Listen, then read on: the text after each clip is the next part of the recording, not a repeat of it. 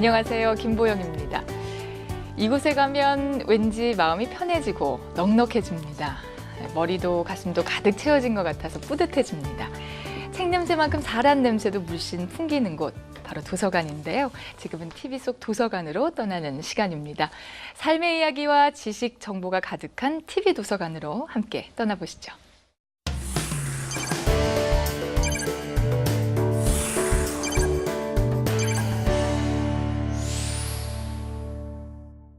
국회 도서관의 전문가들과 함께 매주 주목할 만한 해외 입법 동향과 각국의 정책들을 짚어보는 글로벌 입법 뉴스 시간입니다. 먼저 오늘 함께 하실 두 분의 전문가 소개하겠습니다.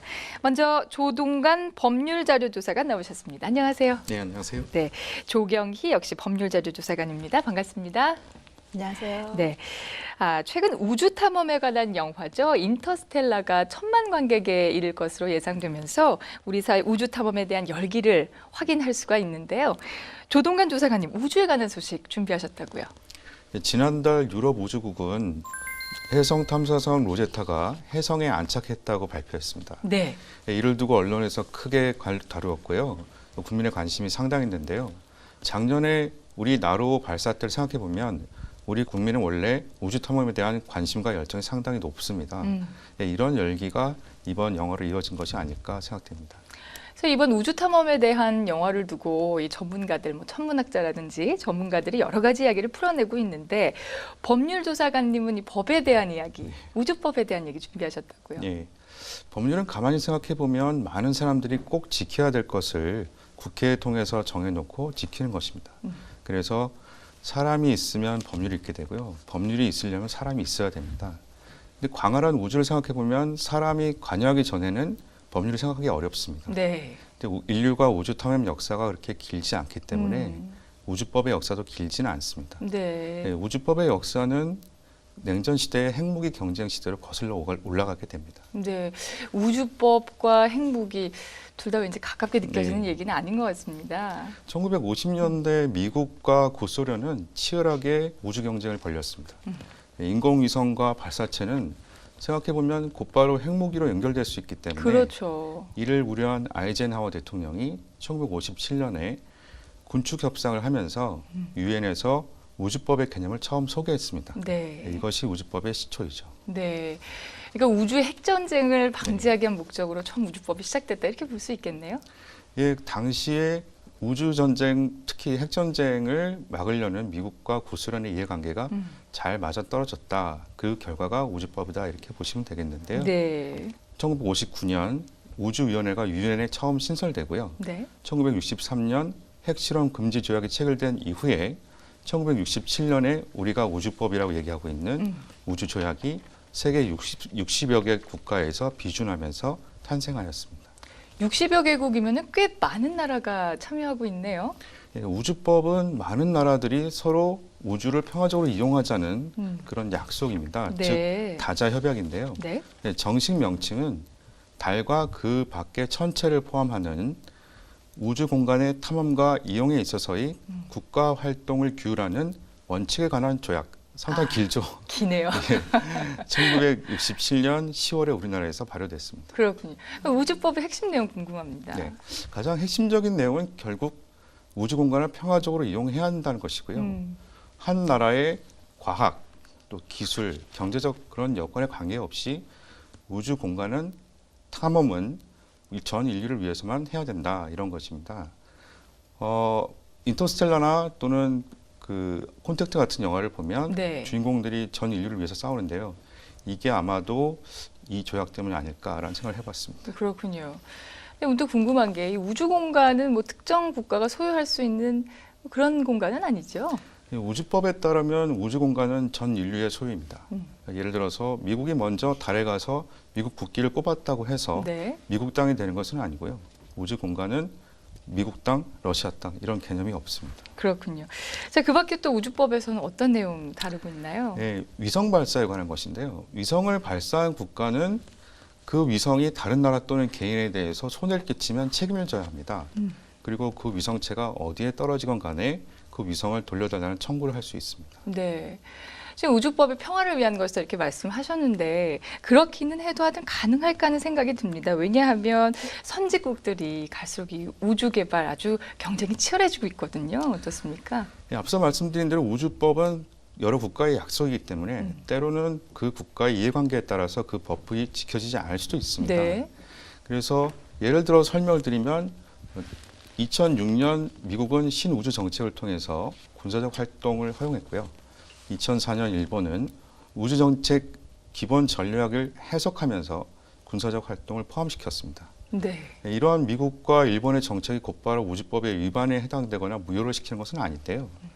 다만 우주 활동에서도 국가 간의 경쟁은 지구촌에서의 경쟁과 비슷하지 않나 이런 생각이 들고요. 단순히 우주법에서 우주 평화를 규정하고 있다고 해서 그것만을 고지고대로 믿어서는 좀 곤란하지 않을까. 예. 흥미로운 우주법 소식 잘 들었습니다. 감사합니다.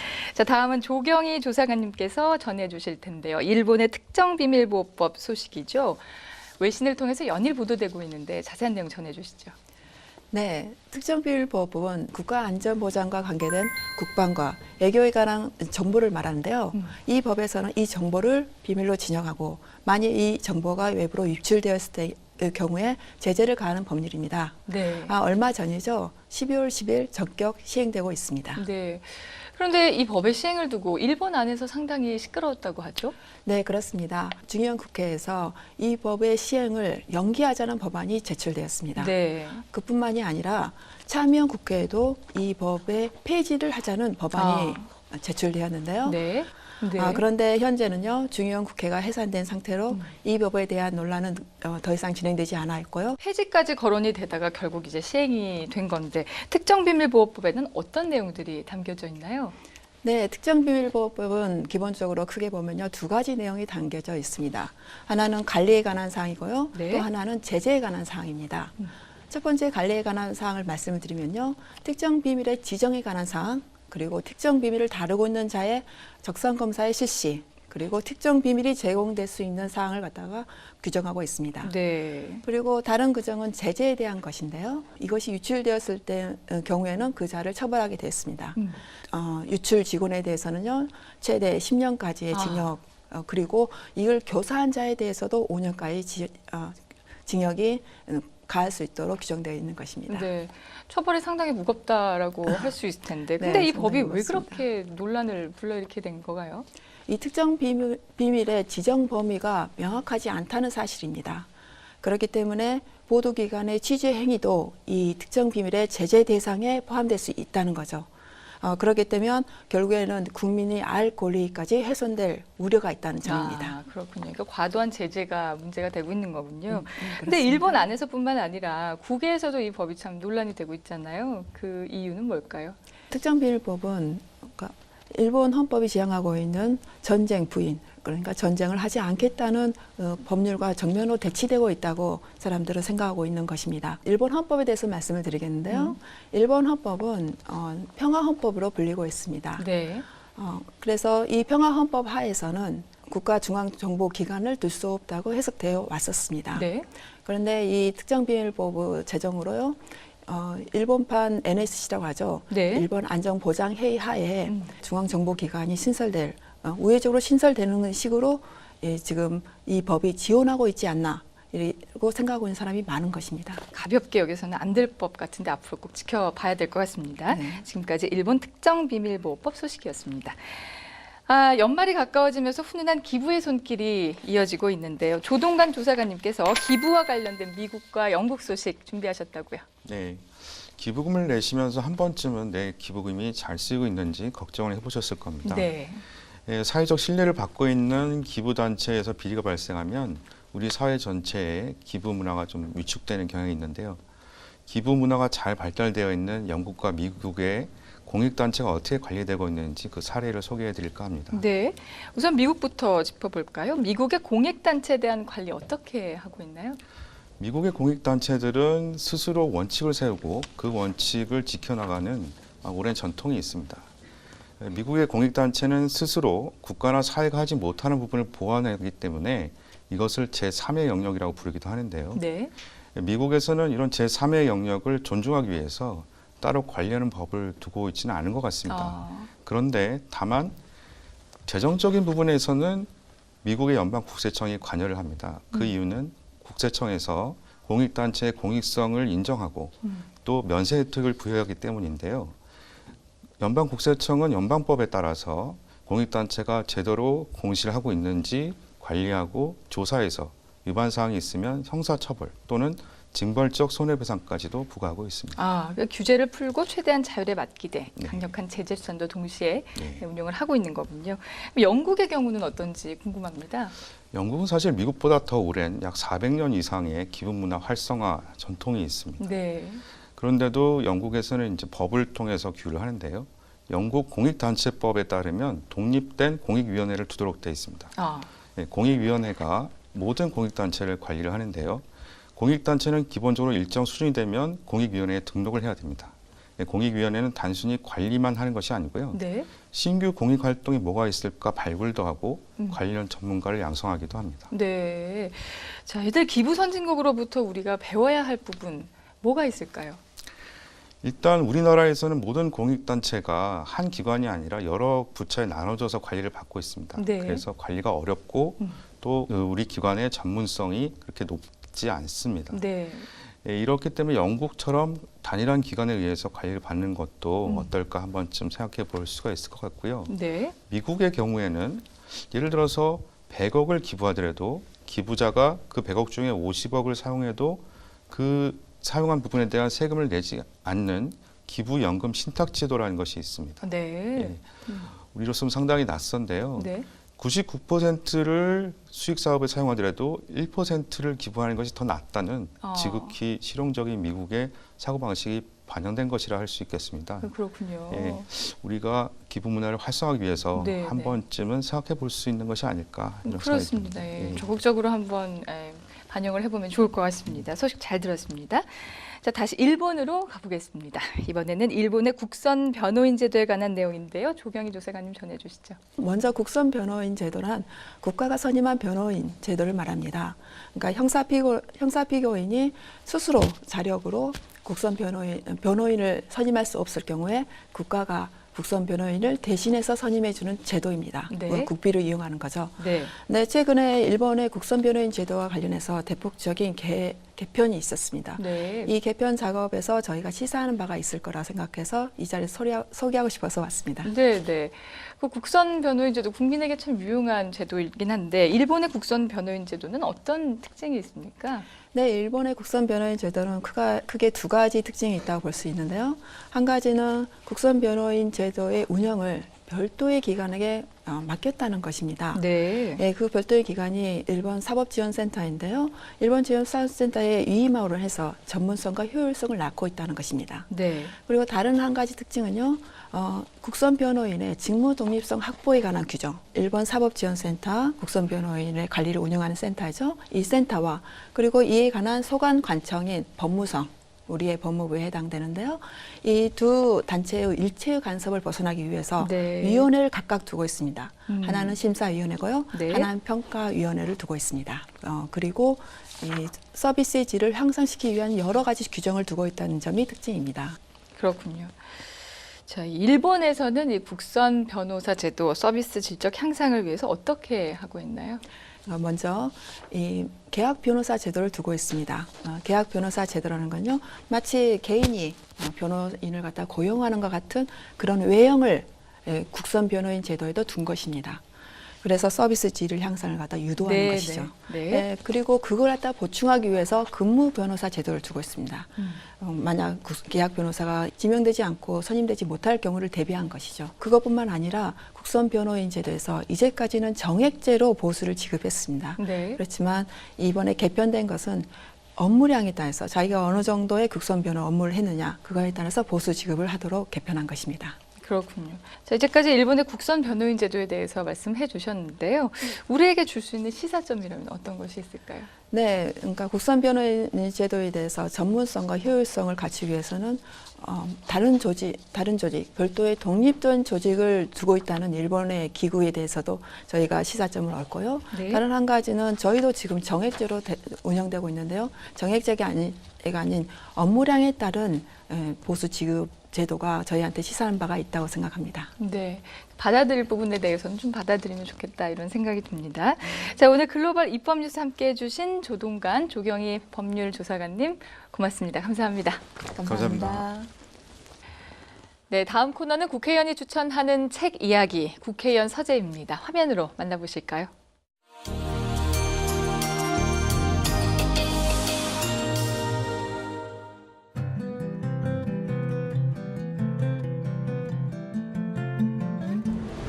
화투랑 참 잘 어울리십니다. 그래요? 이게 평소에 이렇게 안 하던 걸 하면은 네.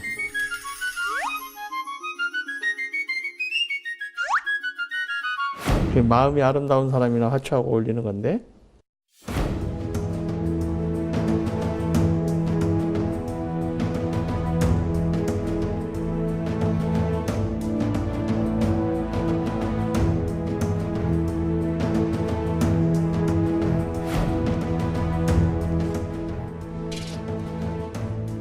예.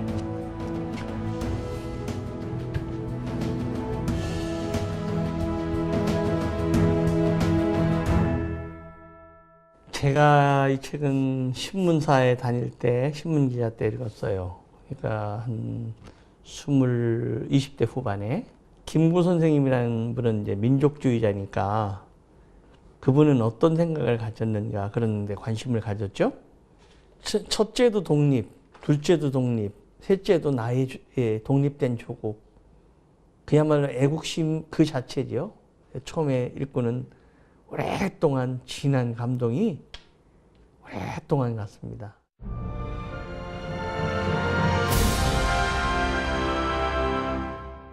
김구 선생님이 쉬운 3살, 쉬운 3살에 쓰기 시작해서 1년 정도 쓴 게 상권이고요.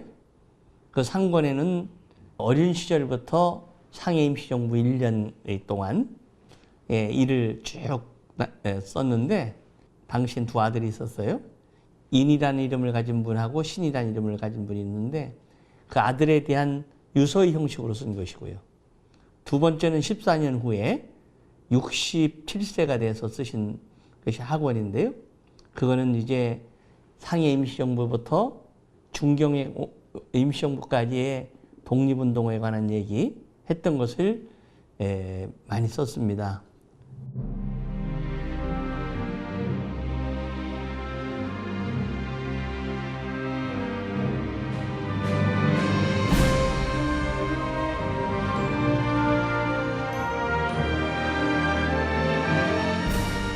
그 당시에는 이 양반과 상노의 계층이 있었고 소위 산업공상의 직업의 규천이 있었는데 제일 아래 일을 하는 분들을 백정이라 그랬죠.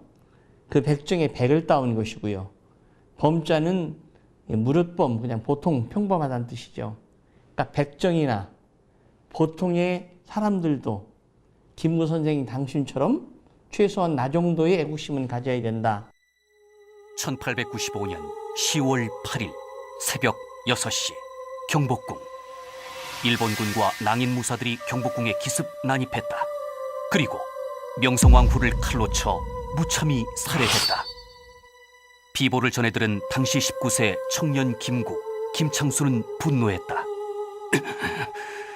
국모가 시해됐는데도 어찌 합당한 진상조사와 처벌이 없단 말인가? 이듬해 2월 황해도 치하포 나루터. 두루마리를 입었지만 저자는 분명 조선인이 아니다. 그때 두루마리 밑에 칼집을 보고 조선인으로 위장한 일본군임을 직감한 김구. 저자는 국모를 살해한 주범이거나 공범자임에 틀림없다. 내 친히 국모 시해의 지옥을 씻겠다. 김구의 손에 죽임을 당한 이는 일본 중위 스치다임이 드러났다. 어서 피하시오 젊은이. 순사가 들이닥치면 죽음을 면치 못하오. 나는 사사로운 감정으로 이 일을 한 것이 아니외다. 피신할 마음이 있었다면 애시당초 하지도 않았을 것이오. 국모 보수, 국모의 원수를 갚는다. 때로는 무모하죠. 칼을 숨긴 일본의 특무부대의 장교 쓰지도 않은 중위를 맨손으로 여러 사람 앞에서 정말 때려서 죽이는 거 지금 상상하기 어려운 일이죠. 그러면서도 도망가지 않고 써붙여라. 우리 국모, 나라의 어머님, 그 왕비를 죽인 것에 대한 복수다. 또 하나는 처음부터 끝까지 우리 조국의 독립이라는 애국심에서 한 번도 물러난 적이 없습니다. 감옥살이 하면서 감옥의 마당을 들고 창문을 닦으면서도 독립정부가 쓴 이후에 그 뜰을 쓸 수 있고 그 창문이죠. 창문을 닦을 수만 있다면 소원이 없겠다.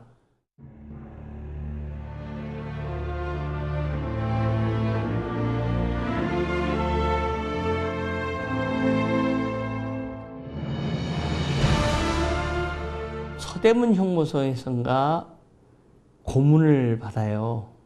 6번이나 까무러치고도 나의 목숨을 빼앗을 수 있을지언정 나의 정신만은 빼앗지 못한다 하는 말씀을 하세요. 그런 것이 나오게 된 동기는 당신의 심지가 굳고 비장함이 있었기 때문인데 이분에게 많은 영향을 주었던 분이 그 유년 시절에 고능선이라는 선생님한테서 받은 글귀예요. 한자로 되어 있지만 딱 두 소절인데요. 하나는 가지를 잡고 나무에 오르는 것은 대단한 일이 아니지만 절벽에 매달린 손을 놓는 것이야말로 대장부가 할 수 있는 일이다. 이런 뜻이에요. 그래서 항상 어려움이 있을 때 우리 김구 선생님도 그 절벽에 매달린 손을 넣을 수 있는 그러한 대장부의 기질을 가지셨던 것이 아닌가 하는 생각이 듭니다. 근데 어머님이 그 김구 선생님이 감옥에 있을 때 찾아와가지고 하시는 말씀이 네가 김구 선생님이죠? 경기도지사 한 것보다 나는 더 기쁘다. 그런 말씀을 하세요. 바로 그 뒤에 김구 선생님의 회고하는 글이 나옵니다. 그 어머니가 어쩌면 저렇게 의연할 수 있을까. 자기도 놀랬다.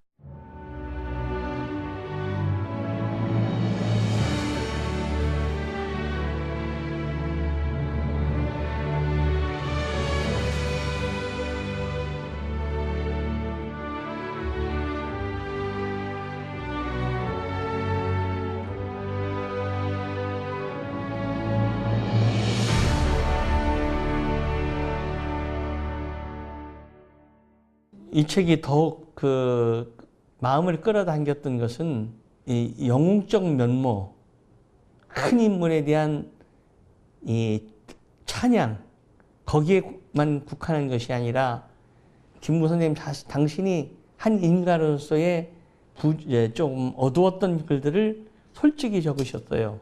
공부를 못한 얘기, 정말로 어렵게 하는 얘기, 그 다음에 혼담에 몇 번 왔다 갔다 깨진 얘기, 동학을 했다가 스님이 됐다가 나중에 또 기독교인이 되고 하는 그런 것에 대해서 숨김없이 써내려간 것, 자신의 진실을 고백한 것, 이것이 인간적 풍모를 더 느끼게 해줬던 것 같습니다. 만약 그런 것이 없었다면 우리하고는 좀 다른 사람이다 이렇게 생각했을 가능성들이 많죠.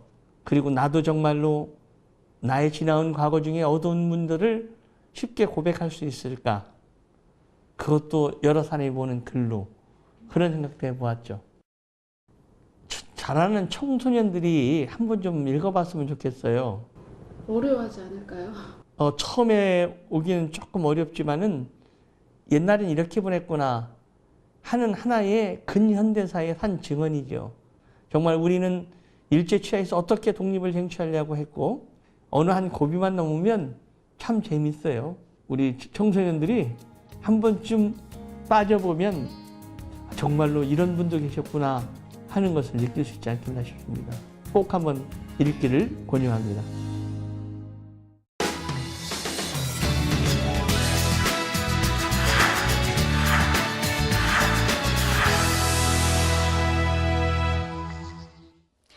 국회 도서관이 권하고 각 해당 전문가가 평가하는 도관전평 시간입니다. 이 시간 함께 할 책 화면으로 먼저 만나보시죠.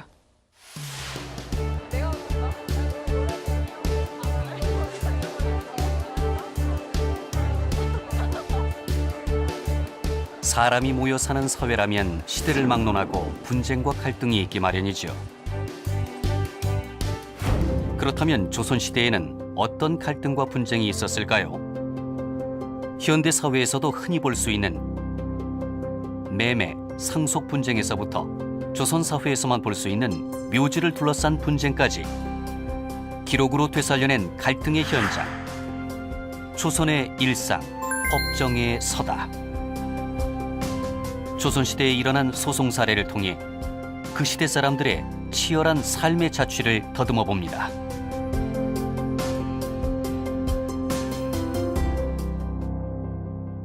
화면으로 보셨듯이 오늘 도관전평이 선정한 책은 한국고문사학회가 펴낸 조선의 일상, 법정의 서다입니다. 국사편찬위원회 이순구 편사연구관 자리에 모시고 이 책에 대해 들여다보겠습니다. 안녕하세요. 네, 안녕하세요. 네, 이순구 연구관님. 연구관님 한국학 박사이시죠? 네. 그리고 또 현재 국사편찬위원회 연구관으로 계시는데 우선 이 편사연구관 어떤 일을 하는 곳인지 시청자분들께 소개부터 좀 부탁드릴게요. 예, 저희가 그 자료를 수집해서 연구자들한테 제공하는 그런 역할을 하고 있거든요. 근데 자료 수집하고 하는데 저희 그 전문가들이 필요하기 때문에 네. 저 같은 사람이 필요한 거죠. 네. 그러니까 한국 역사에 대한 부분을 그렇죠. 조사하고 연구하시는 네, 네, 네. 일이라고 생각하면 될까요? 네. 오늘 얘기 나눠볼 책이 조선의 일상, 법정의 서다인데 우선 이 책에 대한 좀 간략한 소개부터 부탁드립니다. 한마디로 하면 소송에 관한 책이거든요. 네. 조선시대의 사람들이 그 서로 이해관계가 얽혔을 때, 예, 그 어떻게 이제 조정하고 또 판결할 것인가 하는 그런 것들이 쭉 나와 있는 책인데 네. 재미있습니다. 네. 솔직히 말하면 싸움에 관한 책이기 그렇죠. 때문에 네. 예, 사실은 흥미로운 면이 많습니다. 네. 왜 싸움 구경하는 거 재밌다고 그렇죠. 하잖아요. 네. 뭐 무엇보다도 재밌다 이런 말을 하는데. 그렇죠. 근데 이게 네. 조선시대에 실제로 네. 있었던 사건들을 다루고 있어서 네. 당시 기록 같은 것들이 좀 남아 있어야지 이 책이 또 쓰여질 수가 있었을 텐데요. 네. 어떤 자료들을 바탕으로 한 건가요? 사실 우리나라가 자료 남아 있는 게 무궁무진합니다. 아, 그런가요? 네, 네. 특히 이제 이거는 그 고문서들, 네. 옛날 그 문서들이거든요. 그러니까 쉽게 말한다면은 요즘에 재판 기록과 같은 그런 기록들이 굉장히 많이 남아 있어요. 뭐 문서 중에 꼭 그것만 있는 건 아닌데 이 책은 주로 이제 그런 관계, 재판과 관련한 남아 있는 문서들을 보고 만든 거죠. 네. 그 고문서만을 가지고 이제 연구하는 한국 고문서 학회라고 하는 데가 있어요. 아. 예, 거기는 이제 그렇게 쌓여 있는 문서들을 보면서 조선시대 사람들이 실제로 어떻게 살았나 이런 것들을 연구하죠. 그 중에 여기는 이제 재판 관련 예, 자료들을 보고 한 거라고 할 수 있습니다. 네, 네. 흔히 우리가 조선시대를 가르쳐서 네. 동방예의지국이라고 네. 하잖아요. 근데 이 책에 보면은 조선을 동방소송지국이라 해도 과언이 아니다 이렇게 얘기를 하고 네. 있어요. 네. 도대체 어느 정도로 소송이 많았던 건가요? 대략 뭐 그러니까 한 마을 단위가 한 5, 60호 이쯤 된다고 한다면 네. 한 마을에 한 건의 그 뭐랄까요 재판 관련 일들은 소송은 있는 그런 정도니까 굉장히 많다고 할 수가 있죠. 그럴 수 있었던 거는 사실 그거를 허용하는 면이 있었다는 거거든요. 소송을. 국가가 그렇죠. 네. 국가가 사람들이 자기가 당면한 그런 어떤 문제가 있으면 그거를 제기할 수 있는 그런 시스템을 마련해 놨다라고 보는 게 네. 맞을 것 같아요. 뭐 18세기, 19세기 이때는 그 이른바 그러니까 반촌이라고 하는데요. 양반촌이라고 하는 데는 소송 하나쯤 하고 있어야 양반촌이다 이런 말을 들었다고 해요. 그렇군요. 그럴 정도로 네. 이 소송이라고 하는 게 조선에서는 좀 상당히 네. 진행되는 아, 이게 예의를 지킨다고 하지만 그렇다고 해서 이익이라고 하는 부분에서 아주 이렇게 양보 없는. 예.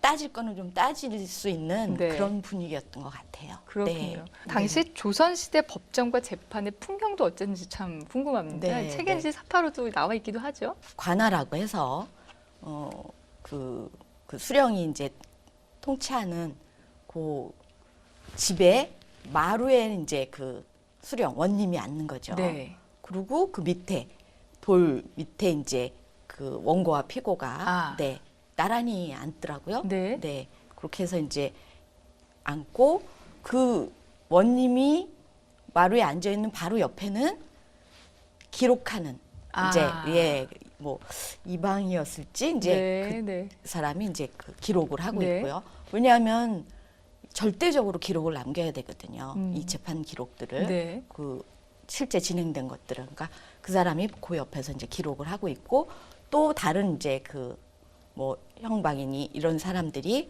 주위에 이렇게 쭉 서 있어요. 그러니까 일종의 방청 요즘으로 하면 방청객 겸 증인 겸 이런 그 역할을 한다고 할 수 있겠죠. 그렇군요. 네.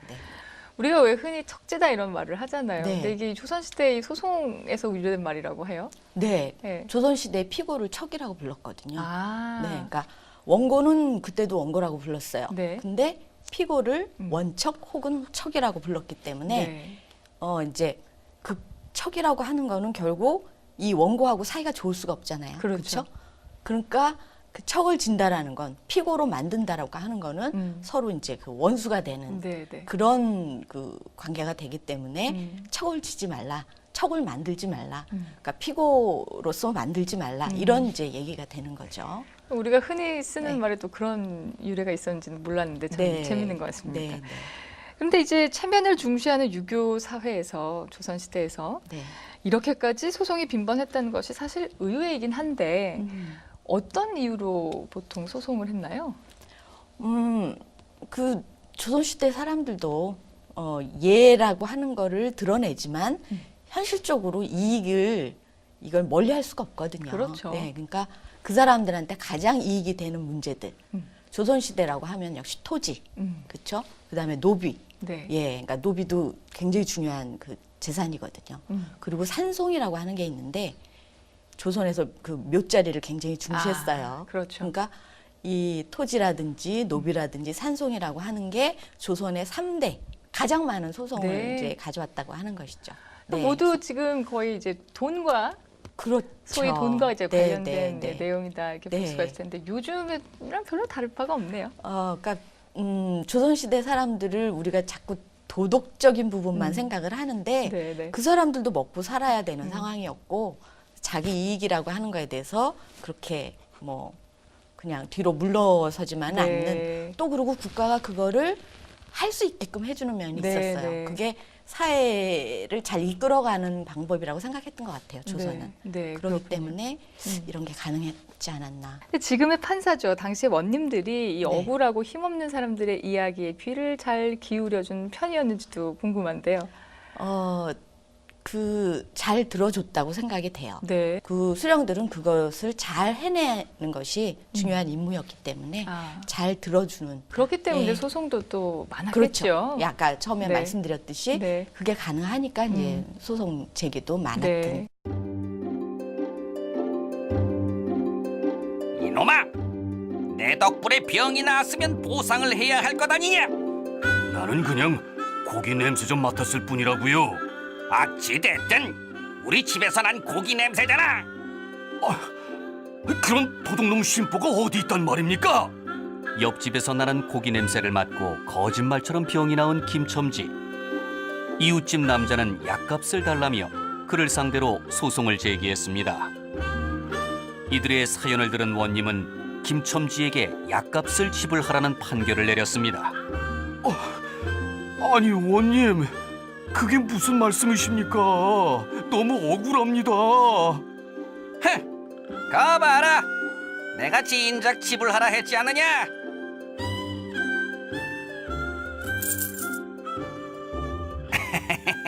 원님, 그러면 이 돈은 제가... 잠깐. 이 돈은 김첨지의 것이다. 아니, 그게 무슨 말씀이세요? 방금 너도 동전 소리를 듣지 않았냐? 고기 냄새 맡은 값과 동전 소리 들은 값이 어찌 다르다 하겠느냐? 아니, 그게... 이웃집 남자가 나가려고 하자 원님은 그를 불러 세워 재판한 값을 내라고 했습니다. 근데 당시 이제 돈 이외에도 네. 그 조선시대 신분 질서라든지 네. 뭐 가부장적인 분위기 그런 그렇죠. 것들로 인해 생긴 소송도 또 빈번했다고요? 네, 그 뭐 가령 예를 든다면은 그 퇴계를 중심으로 한 그 병오십이라고 하는 게 있거든요. 병오십. 예, 네. 시비. 병오십이. 예, 네네. 시비를 가린다는 거죠. 그렇죠. 네. 그러니까 퇴계가 이제 뭐 워낙 뛰어난 인물이니까 그 수제자 자리를 가장 수제자인 사람을 누구로 정하느냐. 네. 그러니까 퇴계의 왼쪽에 앉으면 이제 그 사람이 수제자가 되는 아, 거거든요. 네. 또 오른쪽은 그거보다 조금 낮고.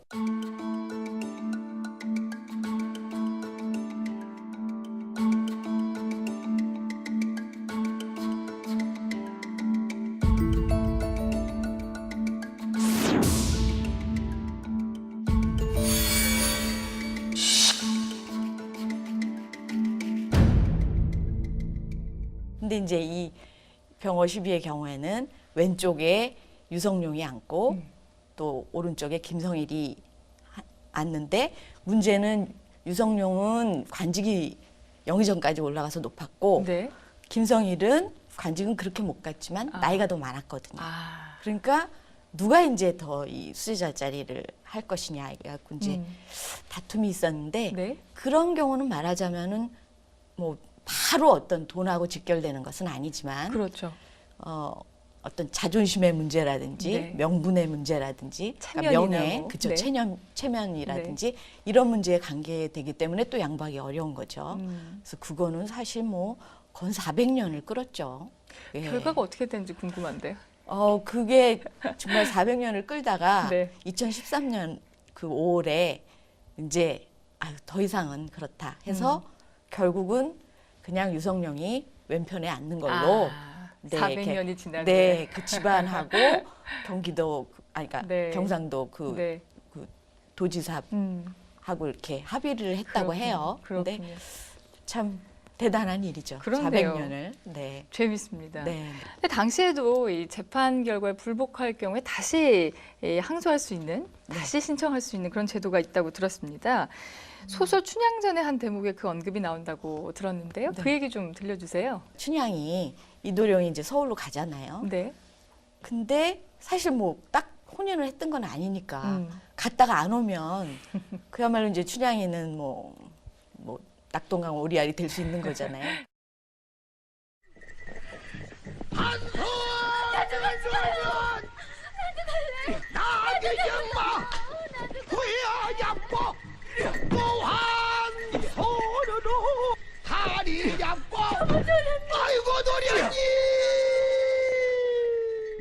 춘향이 아주 거듭거듭 그 이도령한테 얘기를 하죠.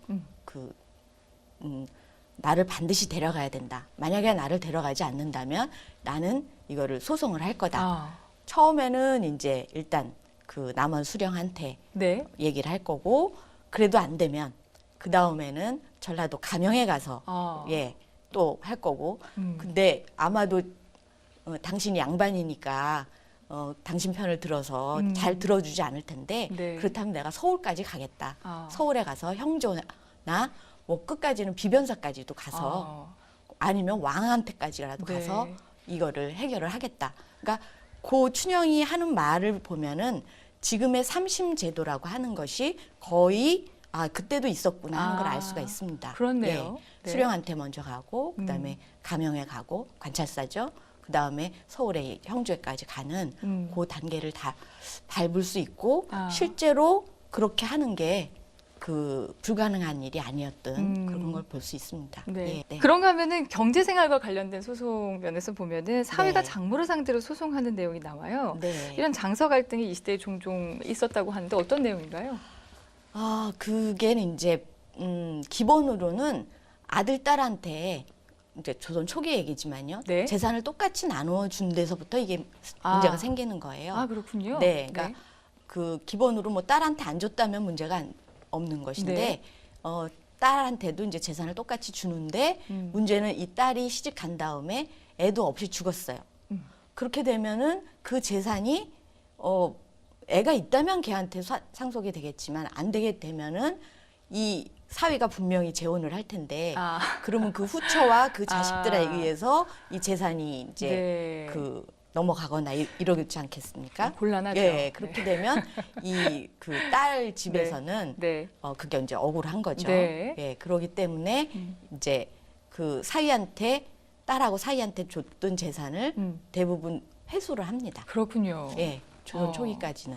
근데 이제 그러니까 이 사위 쪽에서는 뺏기고 싶지 않겠죠. 네. 그렇죠? 이 장모 쪽에서는 회수하고 싶겠지만 거기서 오는 이제 갈등들이 있을 수 있는 거죠. 아. 그래서 뭐 아주 좀 소량만, 그러니까 자기 딸이 그래도 제사라도 받을 수 있도록 그런 정도만 남겨두고 회수를 한다든지 아. 이런 일들이 있게 되는 거죠. 그렇군요. 재미있네요. 네. 자, 그런가 하면은 돈이 없는 사람들은 자신의 몸을 팔거나 네. 심지어 또 미래 후손들까지 노비로 파는 뭐 그런 소송들도 있었다고 하는데 맞습니까? 네. 예, 그런 경우도 있었어요. 네. 이제 왜냐하면 뭐 계속 그 가난하게 살고 있는데 흉년까지 든다 이렇게 되면 이제 한 사례를 보면은 아버지하고 딸하고 둘이 살고 있었는데 흉년이 드니까 정말 이 아버지를 봉양할 방법이 없는 거예요. 네. 그러니까 이 딸이 16살, 17살이었는데 자기 자신을 파는 거죠. 그렇게 이제 근데 왜 그게 문서로 남느냐 하면은 나는 판다라고 말을 했지만 이게 증거로 남아 있지 않으면 후에 이 딸 여자애가 나는 그런 적 없다 이렇게 얘기하면 이게 곤란해지는 거죠. 네. 그렇기 때문에 이제 문서로서 나를 판다라는 거를 이제 만들어 놓는 거죠. 문서로서 이런 일들이 조선 후기가 되면 그 심심찮게 네. 있었더라고요. 그렇군요. 네. 국가를 상대로 한 소송도 있었다고요? 어떤 내용이죠? 국가를 상대로 한 소송이라면은 가장 먼저 뭘 떠올릴 수 있을까요?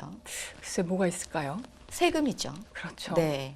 그러니까 왜 나한테 이렇게 많이 걷어가느냐 이게 이제 가장 큰 문제인데 그거에 대해서 조선이라고 하는 사회가 뭐 국가이기 때문에 전혀 할 수 없다 이런 분위기가 아니라는 거죠. 그렇군요. 네, 국가라 하더라도 나한테 그러니까 지나치게 세금 부과를 했으면 이거를 따질 수 있는 그런 분위기는 있었던 것 같아요. 생각보다 네. 굉장히 민주적인 분위기였던 것 같습니다. 조선이라고 하는 사회가 네. 그렇게 그 엉성한 사회는 아니에요. 특히 이 법과 관련해서 보면은 의외로 뭐 다 그냥 넘어가고 이런 게 아니라 정말 그 따져서 할 것은 하는 네. 비교적 제가 자꾸 시스템이라는 표현을 쓰는데 시스템이 좀 갖춰져 있는 사회였다고 볼 수 있어요. 그렇기 때문에 어쩌면 500년을 갈 수도 있었던 것 같아요. 그렇겠네요. 네, 맞습니다. 자, 소송의 사례들을 쭉 보다 보면은 조선시대 풍속을 짐작할 수가 있는데 아무래도 네. 이제 농사를 짓는 분들이 또 많았기 네. 때문에 이와 관련된 분위기도 소송에 영향을 미치지 않았을까 싶은데 어떻습니까? 예, 가능하면은 이제 농한계 하라고 그러죠. 아. 예, 이 소송을 네. 시기를 그래서 이제 가을 추수 끝나고 아. 그리고 나서 이제 봄에 다시 농사일이 본격적으로 시작되기 전에 가능하면 하라 이렇게 그 되는데 시기적인 부분에 또 네, 예. 그렇긴 하지만 또 아주 긴급한 경우에는 반드시 그것대로만 되지는 않는데 네. 이제 대체적으로는 가능하면 이제 바쁘지 않은 시기에 하라 이런 게 있는 거죠. 농한기에 소송이 많이 집중이 됐었다 이렇게 볼 수가 있겠네요. 그렇게 이제 권장을 하고 네. 사람들도 아주 자기가 급한 게 아니라면 그 시기를 맞춰서 이제 제소를 했겠죠. 그 전문가로 보셨을 때 이 네. 책을 통해서 우리가 배울 수 있는 점이 있다면 네. 뭐가 있을까요? 좀 꼽아주시죠. 소송이 굉장히 많았다고 하는 게 뭐 꼭 자랑이냐 이런 말을 할 수 있을지 모르지만 네.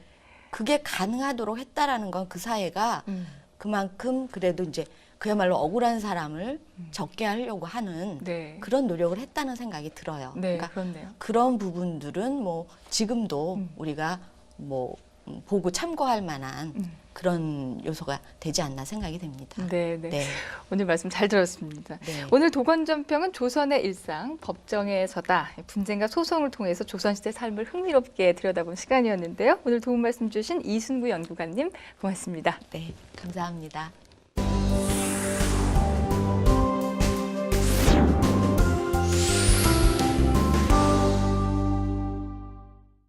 한 주 동안 새로 나온 책들을 소개하는 신간 산책입니다. 국회 도서관이 엄선한 다채로운 신간들이 기다리고 있는데요. 첫 번째 만나볼 책은 미국의 저명한 언론인 밀턴 마이어의 신간, 그들은 자신들이 자유롭다고 생각했다입니다. 나치에 가담했던 독일인 10명에 대한 심층 인터뷰를 통해 나치와 히틀러의 잔혹삭을 생생하게 담아냈습니다. 평범하고 선량한 독일 시민들은 어떻게 스스로 나치가 되었을까? 이런 의문을 풀기 위해 미국의 진보적인 언론인이 직접 나치 단원들을 만났습니다. 저자는 1년간 독일에 머물며 그들을 인터뷰한 결과 나치즘이 다수의 대중이 종조하고 협력한 산물이었다는 것을 깨닫습니다. 이 책의 제목은 선한 사람들의 침묵이 어떤 역사적 결과를 낳는지 우리 사회에 던지는 서늘한 경고이기도 합니다.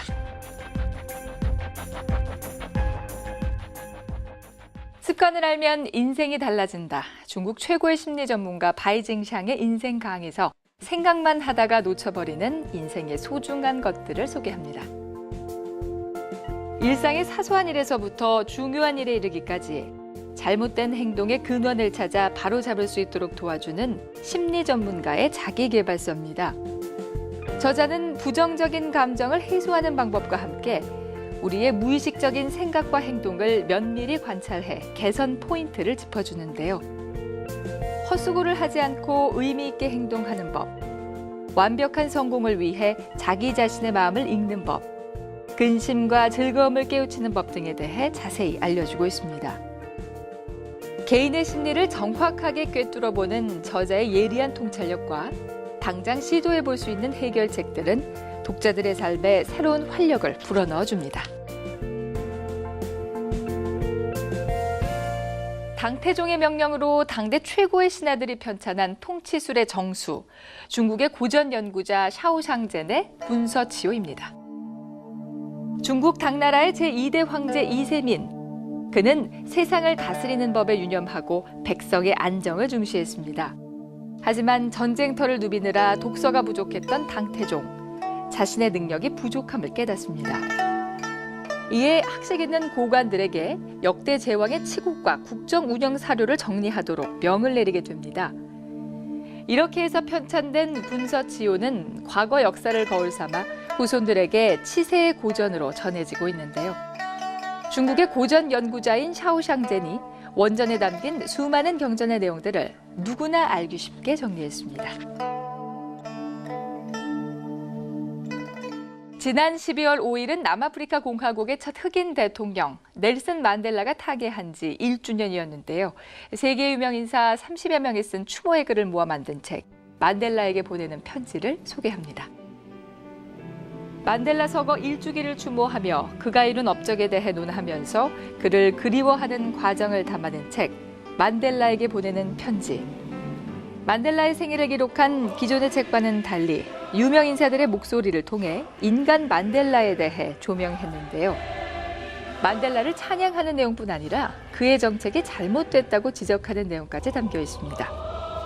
다양한 목소리를 통해 그동안 무조건 존경만 받던 만델라를 좀 더 객관적으로 볼 수 있는 기회를 제공합니다.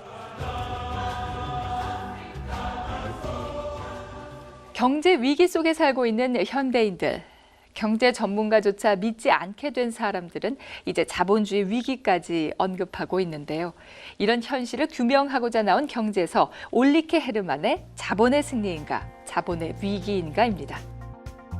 고대 로마 시대부터 현재 유로 위기에 이르기까지 자본주의 작동 과정을 알기 쉽게 정리한 책입니다. 자본과 자본주의, 그리고 시장 개념을 풀면서 그것들의 충돌과 병행이 부른 순기능, 역기능을 정리했습니다. 저자는 자본주의 위기는 한 곳이나 주변 부만의 위기가 아니며 그 문제를 만드는 사람들의 탐욕적 문화에 주목하라 지적합니다. 최근 헌법재판소가 현행 선거구 획정 인구 비율에 대해 헌법 불합치 결정을 내린 뒤 선거제도 개혁에 대한 관심이 높아지고 있는데요. 한국 정치의 혁신에 대한 해법을 제시한 책 최태욱 교수의 한국형 합의제 민주주의를 말하다입니다. 지금이 한국 정치의 혁신을 위한 적기라고 말하고 있는 전문가들. 그렇다면 한국의 정치 체제를 어떻게 혁신할 것인가? 이 책은 비례대표제 확대, 구조화된 다당제, 포괄형 연립정부를 핵심 요소로 하는 합의제 민주주의를 한국 정치제도 개혁의 방향으로 제시합니다. 저자는 87년 체제가 다수제 민주주의를 도입했기 때문에 실질적 민주주의가 완성되지 못했다고 주장합니다. 이에 합의제 민주주의의 이념과 제도의 틀을 제시함으로써 복지국가, 경제민주화 같은 시대의 정신을 실현하고자 합니다. 겨울의 추위가 심할수록 봄의 나뭇잎은 푸르다고 하죠. 12월 들어 연일 한파가 이어지고 있는데요. 그래도 푸른 봄에 대한 기대를 품고 추위를 꿋꿋이 이겨냈으면 합니다. TV 도서관에 가다 저희는 다음 주 시간에 다시 찾아오겠습니다. Saw the world turning in my sheets, and once again I cannot sleep. Walk out the door and up the street, look at the stars beneath my feet. Remember rights that I did wrong, so here I go. Hello, hello. There is no place I cannot go. My mind is muddy, but my heart is heavy, does it show? I lose the track that loses me.